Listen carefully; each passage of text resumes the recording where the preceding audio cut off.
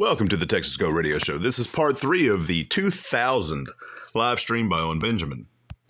Okay, and I know right now that may cause an emotional reaction, but it's extremely logical. So I wrote, that would be funny if the Secret Service director was like, they hired me to track down counterfeiters. I'm great at that. I don't know shit about security. Who hires a woman for security? I'm just good at forgeries. Men hiring women for something they suck at and then getting mad at them is like putting a paraplegic at middle linebacker and then yelling at them for losing.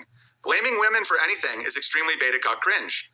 And this scene, you can completely see it. And trust me, it's the same for women. If you hire a woman to be the head of male security, I mean, they're not going to be great at that. Like, there isn't a woman in the world that is designed for that job. Now, I'm not saying women can't have jobs, but that job specifically is ludicrous. And so when people are just That's funny that he had felt that he needed to say that. I don't think he's completely wrong with it with this. There is roles for gender specific roles. Women give birth. The entire world, every person ever born was born through a woman.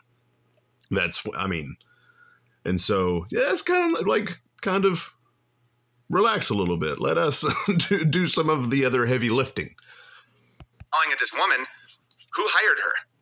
Of course she did a bad job. Who hired the woman, right? What man was like, let's have a heavy-set woman who worked at Pringles to protect the president? Like, that's the blame.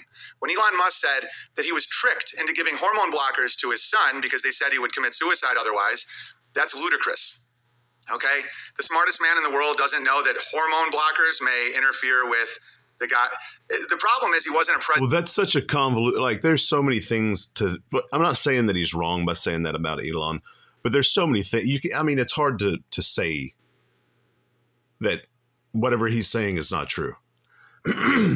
Now, he's saying that his son was killed by the woke mind virus, and he's trying to correct it. And so that's way more than anybody could say about the growth of Owen Benjamin. So that's worth mentioning. But yeah, I got a little. Yeah, at least Elon, no matter how that went down or who's to blame with that, he's at least trying to correct the problem or do what he can to solve that problem. Unlike the sack of human garbage that's on the screen right now, Owen Benjamin. No, he pretty much raped and pillaged his entire cult in 2020 and those that would listen to him. In 2020, during a worldwide pandemic, saying, give me money, I will be your savior. You'll have a place to go. We'll build this entire beautiful community. There'll be a Bible study. There'll be a place for cult shit. You'll be able to teach your children how to shoot guns. All of this crazy stuff that sounded really good at the time. Give me money. And at the very least, 2 weeks a year, you'll be able to camp. You'll be able to participate in all of these things. And then he literally took the money and ran with it.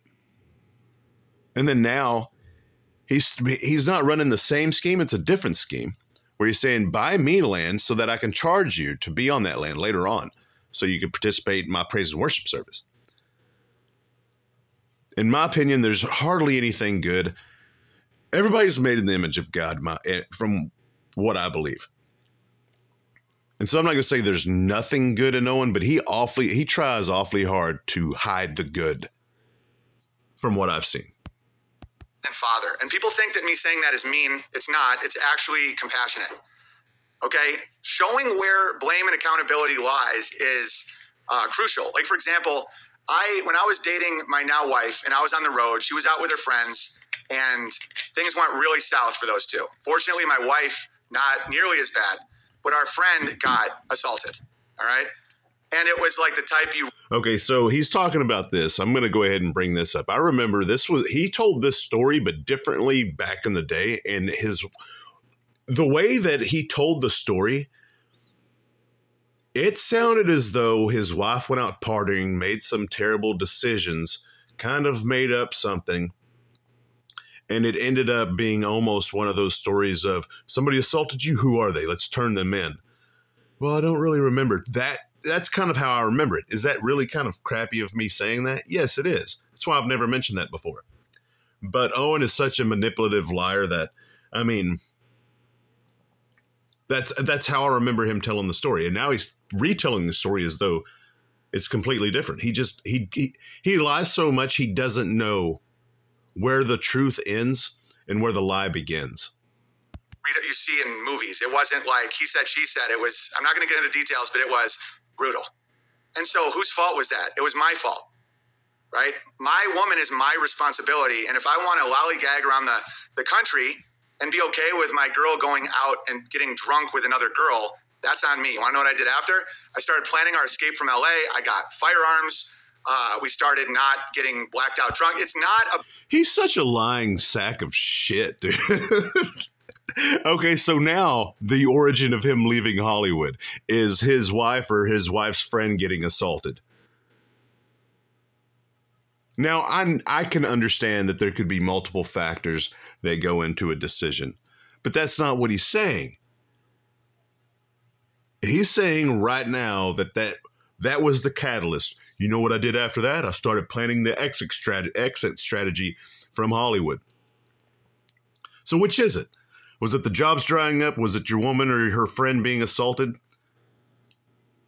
Was it the trans kids thing? Was it a moral compass of, I gotta go to the country and eat a bunch of peaches or whatever the crap? It's not about, when you take authority or you take blame, it's not about like, oh, you can never come back from that. It's about how to improve in the future. Think about how much harder that is. And the fact that he talks this way about holding yourself accountable, and he's never held himself accountable for any of the things that he's done. Like, there's been a couple of times where he's like, sorry, guys, I ate too much sugar. I didn't eat enough sugar. Like, even though he says sorry, he still blames it on something else. He never says, sorry, I'm a piece of shit, and I'm going to try to be better. And I'm really sorry that I did that. He never says anything like that. Or anywhere close. He's just like, I'm sorry I was hungry, or I'm sorry I didn't eat. I'm sorry I ate too much. I'm sorry I watched it. This is one of the dumbest ones. I'm sorry I watched a TV show last night. I'm still hopped up on that. Is for me to admit then some of these simple things that people won't admit. That the authority is them. That their addiction is their... Take blame. It's not about like, oh, you can never come back from that. It's about how to improve in the future. Think about how much harder that is for me to admit than some of these simple things that people won't admit. That the authority is them. That their addiction is their own. It's not who sold you the drugs or the alcohol. For me to admit that my woman's responsibility is mine and that she was, that someone looked at her in a predatory way and then really, really abused one of our friends, who's doing great now, by the way. Her and her boyfriend got married. They have a family. Happy end. Yeah, I'm fairly certain that the original story was that she was the one that got, which that's whatever. But even in the original story, it didn't sound like that was the case. It sounded like he was out doing whatever he was doing. She was out doing whatever she was doing. And then she just simply wasn't picking up the phone. That's the original story that I remember. Was that he was trying to get a hold of her. He couldn't get a hold of her. And the way that he was telling the story sounded an awful lot like whenever I'm talking to a buddy and their girlfriend or whatever's cheating on them. And it's like, dude, I don't know what to tell you, man.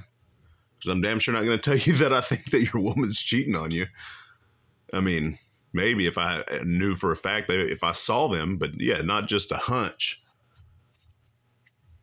But to admit that to yourself is crazy, that I was responsible for something so dark. But if I hadn't done that, what would my life look like? Just it kept happening over and over again, and I keep blaming Obama. It's just madness. And like, I can kind of understand what he's saying, but I mean, you're both grown adults. I'm probably going to say something that some people might find offensive. You're both grown adults. One of the reasons why I chose my wife is because I know she could take care of herself if I'm not around. Because I've been with women that they would intentionally do something or put themselves in a situation for me to take care of them, for me to get into a confrontation with another guy. And after one or two times of that happening, I was like, okay, well, that's not a thing. That's not a thing at all. Because you're an adult and you're not retarded and you're kind of acting retarded. You know that there's consequences to actions. And so it's the father's responsibility for the son. You know, it goes father, mother, children, right? So I am responsible for Amy, and then Amy is responsible for the kids. Like, I'm a big picture guy. I defer to Amy for all the. Well, that's not necessarily how that works.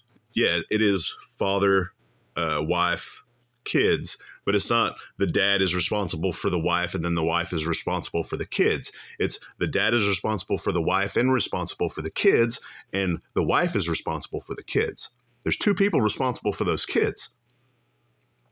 Owen, that's crazy. Child decisions, like when they go to bed, what they eat, their schedule, how to interact with them, blah, blah, blah. Like she's the expert at that, but she's my responsibility. I've deemed her great at that. I give how to interact with them for the authority to do that. My responsibility is the big picture, keeping the bills paid, keeping our family on the right path. And so in this situation in the Neverending Story, there is no mother. And so I'm not going to be super hard on the dad, but it's still his responsibility when it's like, what's wrong with you, son? I hear you're failing. Well, Dad, I'm 9. Maybe I want to talk about mom, or maybe, and you can see it by the way the father's dressed. He's a very successful man, very career focused. And this is something I really think people should think about. Whenever you blame a woman that's doing a man's job and you don't think who hired her, you're giving over your authority, right? Like Melissa McCarthy was in charge of the president's security. That's preposterous. He forces the thought process of you're giving over your authority. And I think that goes back to the whole consent thing, because he's really heavy into the whole consent. Almost every action you make, you're giving somebody or something your consent. Now, is that true to some extent? Maybe a little bit, more so in certain situations than others. But whenever it's coming from a dangerous predatorial cult leader, it's worth taking note that consent is really meaningful to him, because he believes that you give him your consent whenever you take a bear name. And by you giving him your consent, he is therefore free to do whatever he wants to without getting in trouble whatsoever, because you gave consent. It's one of the reasons why he says whenever the elites do whatever they do, it's by consent. Y'all consent to it. He fancies himself an elitist. Elon Musk, the richest man in the world, the smartest man in the world, can't think through the idea that stopping his son's endocrine system from going through puberty is a bad idea. And bear in mind, this is the thing that I was persecuted over. Persecuted over? No, it wasn't, you freaking lying sack. That was one of the biggest misconceptions that a lot of people fell into about Owen. That's one of the things that I was persecuted over. No, he ran his mouth on Twitter to break TOS is what he did. Those types of things have gone on for a very long time, especially in Hollywood. The kid that he was quote unquote protecting, the NPR's guy's kid or whatever, that wasn't the first kid he's ever heard of that did that. Now, that was one of the first high profile, probably most public, especially on Twitter. He knew exactly what he was doing. There was plenty of times for him to have been able to stick up for somebody like that in his life, and he did not. And so he picked and chose his battle, just like the David Hogg genitalia, pubic region, whatever. And just remember that the guy that's saying that he's persecuted being kicked off of TOS, this is the same guy who, whenever his echo chamber didn't follow him to Twitter, said on a live stream, "It's been so bad because people are talking so much crap about me that I just thought about spamming the N-word so they would kick me off." He knows what he's doing. There was only one way he was going to obtain the title, the most banned comedian in the world. And it was if he took it in his own hands and did it himself. Not using that word lightly. I said, I was kicked off Twitter for this exact reason. Jesse Thorne was talking about putting his 5-year-old on hormone blockers in 2017. I publicly tweeted out exactly what that means and how monstrous he is for it. I lost my agent, my manager, development deal, touring. My income went from mid 6 digits to 0. Maybe I can come across like I have a chip on my shoulder, but it's been surreal watching people pretend they sacrificed for the truth, but they never actually did. And me, someone who did sacrifice for the truth, I'm demonized and discredited. Yes, because he didn't. Motives matter. And he didn't do, like I said, there was plenty of opportunity for him to do it. Why didn't he do it while he was still in Hollywood? Whenever he had a lot to lose. He had far less to lose whenever he was living in Oswego or wherever he was living with his brother. Because he did that after he left Hollywood. Because that happened in 2017. He left Hollywood in 2016, from what I understand. The jobs had already dried up. He knew what direction his career was going. That's why he never mentioned anything about that while he was in Hollywood. The post that he made on Reddit explaining why he was leaving Hollywood had nothing to do with any kind of moral compass whatsoever. Like, the closest you could say moral compass was him coping with the situation, saying, yeah, I want to start a family with, and LA's not a good place for kids or whatever. But he clearly said it was because the jobs dried up. Anyways, this is the Texas Goat Radio Show. The reasons why I do these videos is because Owen Benjamin, in my opinion, is a very dangerous and predatory cult leader who constantly lies and manipulates, misrepresenting truth in order to gain as much as he possibly can for himself, whether it's power, whether it's authority over his cult, whether it's money, gold, or silver. As always, till next time.